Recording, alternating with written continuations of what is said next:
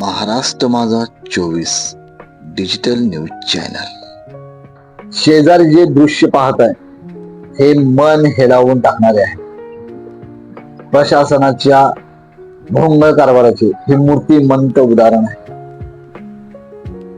खडकवासला डॅमच्या शेजारी जिथे प्रस्तावित नाना नानी पार्क होणार आहे त्याच्या बरोबर समोर पतदिवे आहेत.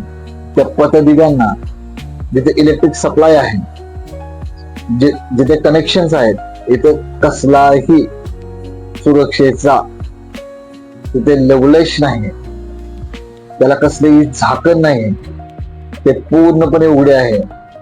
आणि त्यामध्ये एक मुक जनावर जे शेजारी दृश्य पाहत आहे मांजर, ते उंदराच्या पाठीमागे लागून कदाचित त्यात गेला असेल आणि ते मृत्युमुखी पडलेले आहे. त्याच्या मृत्यूला कारणीभूत आहे पुणे प्रशासन, त्याच्या मृत्यूला कारणीभूत आहे पतदिव्याचे जे काही अधिकारी आहेत ते सर्व अधिकारी. आणि यावरती नक्कीच काहीतरी मार्ग काढला पाहिजे. प्रशासनाने याच्यावरती बारकाईने लक्ष द्यायला पाहिजे. जर समजा उन्हाळ्याच्या सुट्ट्या आहेत, चुकून तिथे मुलं खेळत असतील आणि एखादा चेंडू त्या होलमध्ये गेला असता आणि मुलाने हात घातला असता तर काय झाले असते. म्हणजे जे मुक जनावर गेले ते मृत्युमुखी पडलं. भविष्यात जर अशा प्रकारे जर काही खेळताना घटना घडल्या आणि एखादा मनुष्य एखादा तिथं दगावला तर ह्याला जबाबदार कोण, याचं उत्तर पुणे महानगरपालिकेने द्यायला हवं.